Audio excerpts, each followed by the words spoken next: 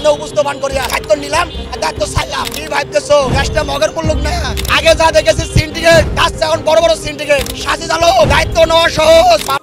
ভিডিওটা দেখার সাথে সাথে বাংলাদেশে অতি অবশ্যই ভিডিওটাকে শেয়ার করে দিবেন, কারণ আমি যেই ধরনের তথ্যগুলো দিই এই তথ্যগুলো খুবই ইম্পর্টেন্ট আপনাদের জন্য আর দেশের জন্য। সাজিদ আলম দায়িত্ব ছাড়লা, হিসাব নিকাশ সব ভিডিওর সামনে উপস্থাপন করিয়া দায়িত্ব নিলাম আর দায়িত্ব ছাড়লাম। কি ভাবতেছো দেশটা মগের পড়লুক না? আগে যা দেখেছি সিন্ডিকেট, তার চেয়ে এখন বড় বড় সিন্ডিকেট। সাজিদ আলম দায়িত্ব নেওয়া সহজ, পালন করা কঠিন। নেতা হওয়া সহজ, পালন করা কঠিন। আন্তর্জাতিক কাজ করায় তোমাকেও দাঁড়াতে হবে। আমি এক গরিবের সন্তান, কিন্তু আমি আমার মিডিয়ার বাইরে আমাকে ছাড়ে না, কিন্তু কিছু হক কথা বলার কারণে আমি এই হক কথা বলার কারণে আমি সবসময় চিন্তা করি যদি মারাও চাই সে আমাদের হযরত মুহাম্মদ সাল্লাল্লাহু আলাইহি ওয়াসাল্লামের সাথে আমি সাক্ষাৎ করতে পারি। আমার এটাই আমার আশা আশঙ্কা। আমার দুনিয়ায় কোনো লাভ লসের কোনো চিন্তা ভাবনা নাই। তো বাংলাদেশে আমরা দেখেছি যে 5 আগস্টের আগে আমরা অনেক যুদ্ধ করেছি। শ্রমজীবী মানুষ, রিস্কের ড্রাইভার, বিভিন্ন জগতের মানুষে আমরা একটাই কারণ ছিল এই স্বৈরাচার পতন করে আমরা একটু সুখী শান্তিতে থাকবো। কিন্তু তা না, দেখতেছি বর্তমান যে ছাত্ররা যে একটা পায়তারা চালু করলো বাংলাদেশের মধ্যে, কারোই নাম নাই, তারাই একাই চালু করেছে, তারাই যুদ্ধ করেছে, তারাই সব করেছে। যেদিন শহীদ মিনারে 5 আগস্টে টাকাটু লং মার্চ দেওয়া ছিল, সেই দিন শহীদ মিনারেও কোনো সমেনক, কোনো ছাত্র ছিল না।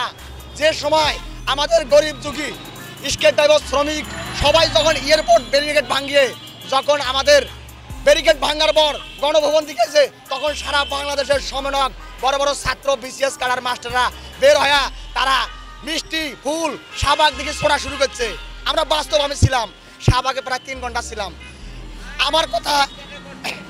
আমার কথা একটাই, আমরা যে যুদ্ধ করলাম, যারা কি মারা গেছে, তারা কি অবরোধ করেছে? যারা পঙ্গু হয়েছে তারা কি অবরোধ করেছে? যাদের পরিবার থেকে সন্তান হেরেছে সে বাবা মা কোনো অপরাধ করেছে?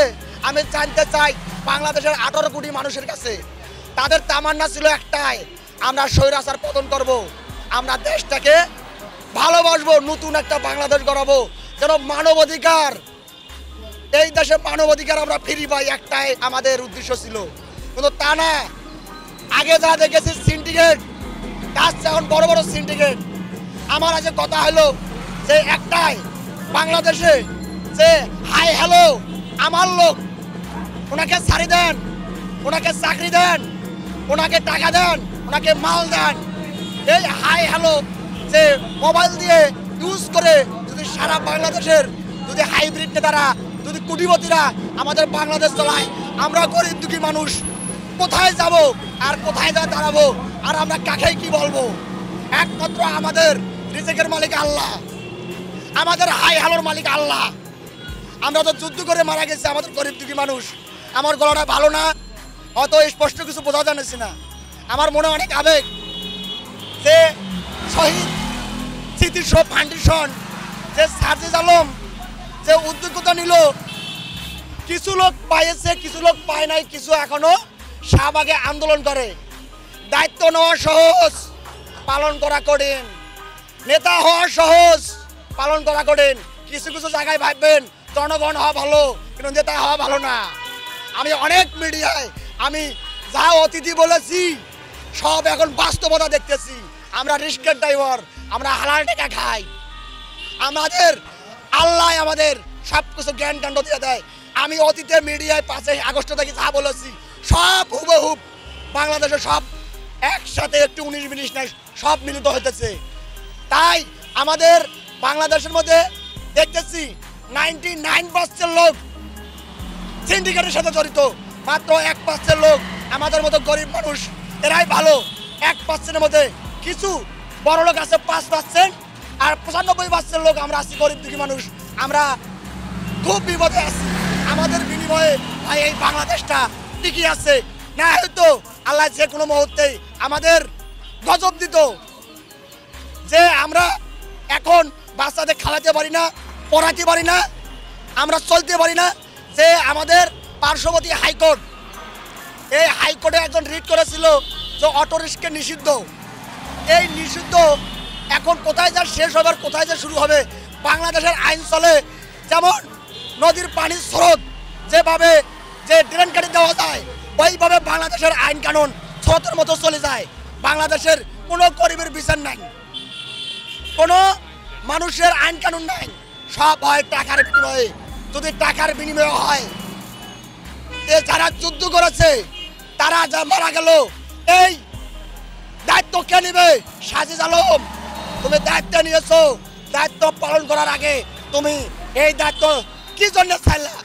আর যে বন্যা ত্রাণগত মামলার টাকা, বন্যার শিশু বাচ্চার টাকা, যে স্মৃতিশোর ফাউন্ডেশন টাকা অনেকেই পেলো, অনেকেই পেলো না, একটু হিসেব নিকেশ দিলা না, আজকে তুমি পদত্যাগে চলে গেলা।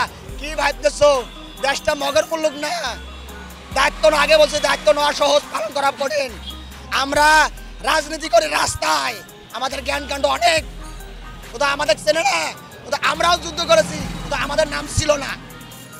কিন্তু একমাত্র আল্লাহ তোদেরকে বিশ্বস্ত করেছে, আমাদের গরিবের রক্তর বিনিময়ে তোরা যে পদে বসেছো, উপদেষ্টা হয়েছ, মন্ত্রী হয়েছ, যে শহীদ ফাউন্ডেশন, নাগরিক পরিষদ, কিন্তু গরিবের কথা একবারও নেওয়া নাই। এই গরিবের অভিশাপ আল্লাহ কোনোদিন বিগত হযরত মুহাম্মদ সাল্লাল্লাহু আলাইহি সাল্লাম থেকে এ পর্যন্ত গরিবের পরে যারাই লাথি মারেছে তারা টিকতে পারে নাই, আর এই দুনিয়াতে টিকতে পারবো না ইনশাআল্লাহ। কিন্তু আন্তর্জাতিক কাঠগড়ায় তোমাকেও দাঁড়াতে হবে। এই শহীদ ফাউন্ডেশনের যারা কিছু লোক পাইছে, কিছু লোক পায় নাই, তারা এখনো সমাবেশ করতেছে। কি দায়িত্ব পালন করলা আর তার আগে সাইডে চলে যেতেছে? আমরা জানতে চাই বাংলাদেশের 18 কোটি মানুষ